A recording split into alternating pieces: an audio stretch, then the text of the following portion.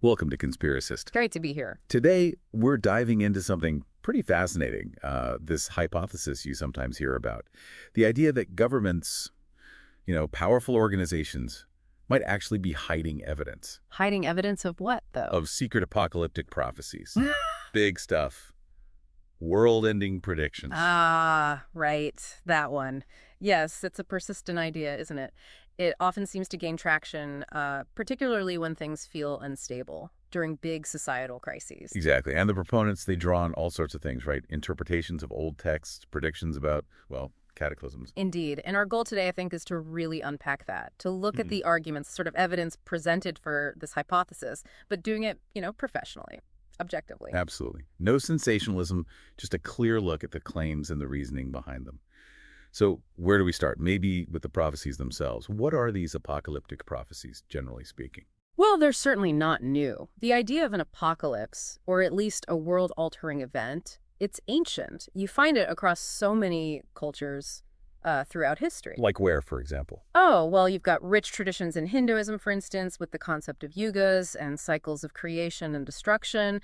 Then there's Christian and Jewish apocalyptic literature, of course. Think the Book of Revelation or Daniel. And even Norse mythology has Ragnarok, the twilight of the gods. Precisely. Zoroastrianism, too, has its end-of-world narrative, so it's a very widespread theme, this idea of a grand finale or transformation. What are the common threads? Is it always just fire and brimstone? Not necessarily. Often there's this dual theme of depletion or destruction, yes, but also renewal. In Hinduism, for example, destruction leads to new creation. Kalki, the final avatar of Vishnu, is prophesied to end the current age of darkness, but also usher in a new golden age. Okay, so destruction and rebirth. And in the Abrahamic traditions? There, you often see themes of judgment, the end of corrupt empires, and the establishment of, say, a divine kingdom. But it's crucial, I think, to look at the context. What do you mean? Well, take the Book of Revelation. Many scholars, maybe most, would argue it wasn't written as a literal prediction of our far future, but more as a coded critique of the Roman Empire in the 1st century CE. Ah, so rooted in its time, not necessarily a blueprint for millennia later. That's a major line of scholarly thought, yes. The prophecies often related very specifically to the historical situations the writers were living through: oppression, persecution, the desire for liberation. But people do apply them to later times, obviously. What happens when these predictions don't, happen? That's a really interesting point. Historically, the non-fulfillment of a specific prophecy hasn't always led to abandoning the belief. Instead, it often leads to reinterpretation.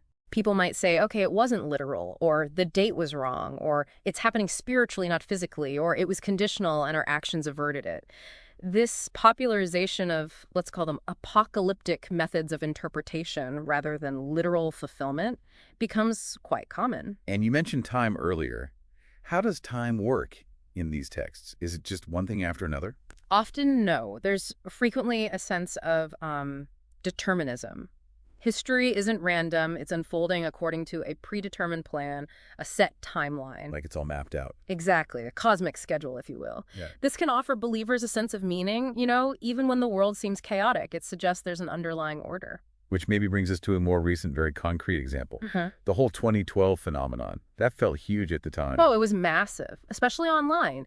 The idea that the world would end or fundamentally change on December 21st, 2012, really captured the public imagination. What were the specific ideas floating around then? I remember something about the Mayan calendar. Yes, the Mayan calendar was central. The popular interpretation was that the Mayan long count calendar simply ended on that date, which many took to mean the end of time itself. That wasn't actually the case, was it? No. Mayan experts, archaeologists, anthropologists, they consistently tried to explain that it was just the end of one great cycle, the back tune, and the beginning of a new one, like an odometer rolling over, not the car crashing. So more like New Year's Eve than Armageddon. A much grander New Year's Eve, perhaps, marking a 5,125-year cycle. But yes, fundamentally about continuation, not termination. And later archaeological finds actually uncovered Mayan calendars that went way beyond 2012. Right. But there were other ideas tied to 2012, too, something about space. Yes, there was this notion of a galactic alignment, where the Earth, Sun, and the center of the Milky Way would align in some catastrophic way. Sounds ominous. It does, but astronomers pointed out that alignment is, well, not really a precise event like that. The sun passes through the galactic plane, sure, but it's a very slow process over millions of years, and we weren't even particularly close to the exact plane in 2012. Some versions linked it to the Shiba hypothesis about periodic extinctions, but again, that timing didn't match 2012 at all. So the science didn't really support the catastrophic interpretation. Not in the way it was presented in popular doomsday theories, no. Yet the public reaction was significant. You mentioned it was big online, but did it spill over? It certainly did. NASA, for example, reported getting thousands and thousands of questions from the public. Some were just curious, but others were genuinely distressed, expressing real fear and anxiety, even mentioning suicidal thoughts in some tragic cases. Wow, that's serious. It was, and you saw other reactions too. Public opinion polls in various countries showed a non-trivial percentage of people felt some anxiety about 2012. And on the supposed day itself, you had crowds gathering at Mayan sites in Mexico and Central America. Some were there out of fear, perhaps, but many were there to celebrate the dawn of a supposed new era. A real mix of fear and hope for transformation. Exactly. It highlights this deep ambivalence we often see around apocalyptic ideas. So you have this massive public event, fueled by interpretations the experts largely disagree with. How does this connect back to the idea of government concealment? Well, the hypothesis suggests that maybe the public fuss about 2012, based on misinterpreted Mayan calendars or pseudoscience, was one thing. But what if, the theory goes, there are other, perhaps real prophecies that governments do know about? Ah, I see. So the 2012 noise could almost be a distraction or maybe just evidence that people are interested in these ideas, making concealment seem more plausible to believers. Potentially. The core argument for concealment is usually framed around control. The idea is that if governments knew a genuine, unavoidable catastrophe was coming, revealing it would cause mass panic, economic collapse, breakdown of social order, total chaos. So they'd hide it to maintain stability. That's the hypothesized motivation, yes. Keep the lid on to prevent society from imploding. Which, you have to admit, fits neatly into the general structure of many conspiracy theories. How so? Well, conspiracy theories often involve powerful actors, governments, secret societies, corporations possessing hidden knowledge or engaging in secret plans, often with nefarious or, in this case, perhaps paternalistic but still deceptive intent. There's usually an overriding suspicion of official accounts. Right. Don't trust the official story. There's something else going on behind the scenes. Precisely. And the evidence brought forward for these concealed prophecies often involves reinterpreting known events. Like what kind of events? Oh, sometimes it's natural disasters, an earthquake, a tsunami, a pandemic. People might point to these and say, look, this is a sign. This is the beginning of the end foretold in the secret texts. Even though history has seen much worse disasters. That's a key counterpoint, yes. Historically, things like the Black Death, the 1918 flu pandemic, massive volcanic eruptions like Tambora, or huge earthquakes have had far greater impacts than many modern events framed as apocalyptic signs. Perspective is important. What about specific historical predictions that caused panic? You mentioned Halley's Comet earlier. Yes, 1910 is a fascinating case. Halley's Comet was returning, a predictable event. But then astronomers used spectroscopy and detected cyanogen gas in its tail. Cyanogen is related to cyanide. It's poisonous. Oh dear. Exactly. The idea spread, fanned by some sensationalist media and even comments from a few astronomers speculating wildly that Earth would pass through the comet's tail and the gas could poison the atmosphere, potentially extinguishing all life. Did people believe it? Widely. There was real panic in some places. People bought gas masks, supposedly anti-comet pills.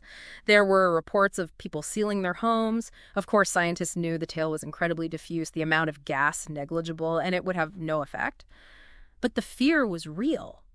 It shows how scientific information, even when misunderstood, can fuel these anxieties. And it's not the only example of a failed prediction causing a stir. Not by a long shot. History is littered with them. You had Johannes Stoffler, a respected German mathematician, predict a world-altering flood for February 1524 based on planetary alignments. Caused considerable panic and preparation in Europe. And more recently. Well, there was Harold Camping, the radio broadcaster, who predicted the rapture multiple times, most famously in 2011, getting a lot of media attention. And of course, the Y2K bug at the turn of the millennium. Ah, Y2K. I remember that.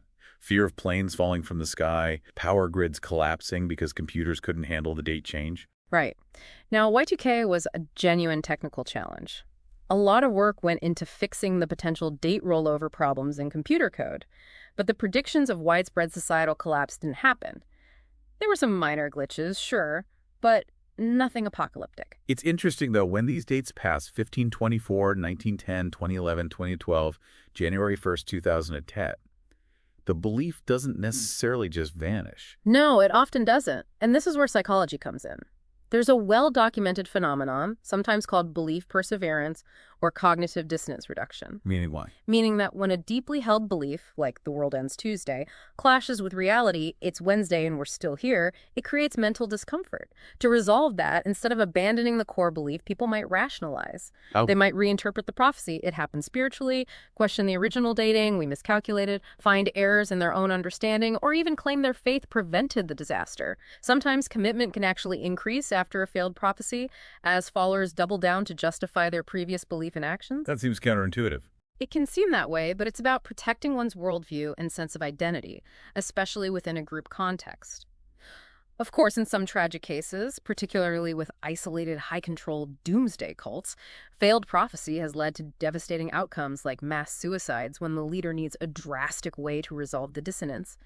Think Heaven's Gate or Jonestown, though those are complex situations. Beyond specific dates, proponents also point to current events, don't they, framing them as fulfilling prophecy? Absolutely. Certain interpretations, particularly within some strands of evangelical Christianity, for example, see events in the Middle East, specifically the existence of the modern state of Israel since 1948, as a direct fulfillment of biblical prophecy, a key signpost for the end times. So geopolitical events become puzzle pieces in a prophetic narrative. Correct. Other things, too. Technological advancements, surveillance tech, digital currency, artificial intelligence might be interpreted as signs foretold in texts like Revelation, maybe as tools of an antichrist figure or a global totalitarian system predicted to arise before the end.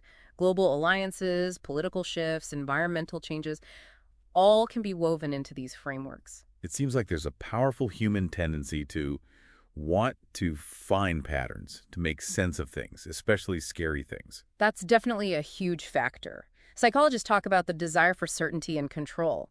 When the world feels chaotic, unpredictable, frightening during wars, pandemics, economic crises, conspiracy theories, including apocalyptic ones, can offer a sense of understanding. They provide a narrative, an explanation, even if it's a terrifying one. It names the enemy, explains the chaos. And it gives a sense of hidden knowledge, maybe, being in the know. That, too. There can be an epistemic appeal, the feeling of having access to special, suppressed information that others don't see. And you mentioned patterns. That's key. Our brains are basically pattern detection machines.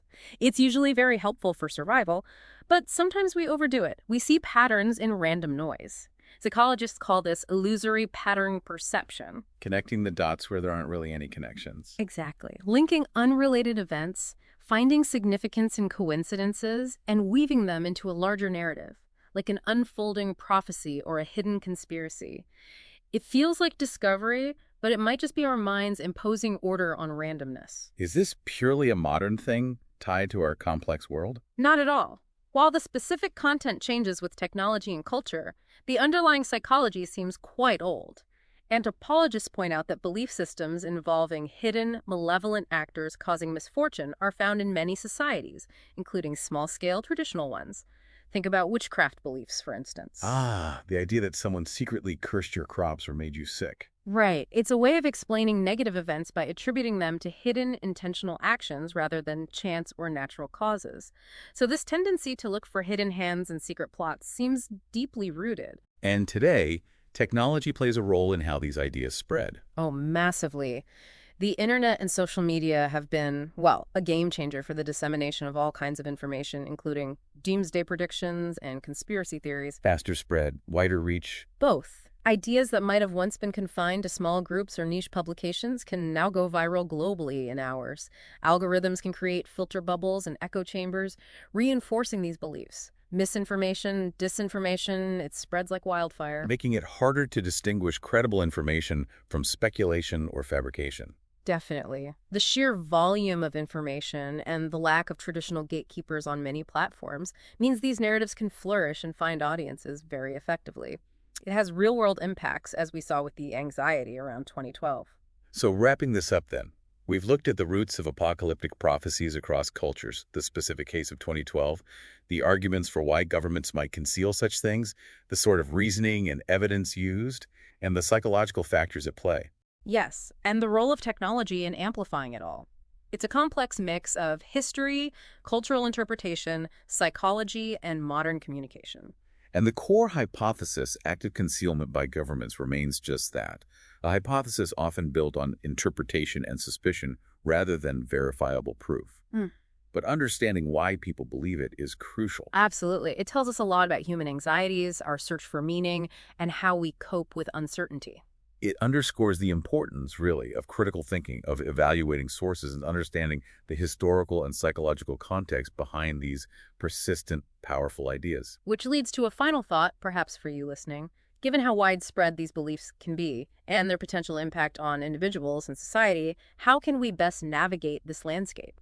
How do we foster critical engagement with information about the future, especially when it's presented in such dramatic, often fear-inducing ways? Something definitely worth considering. Thanks for listening to Conspiracist.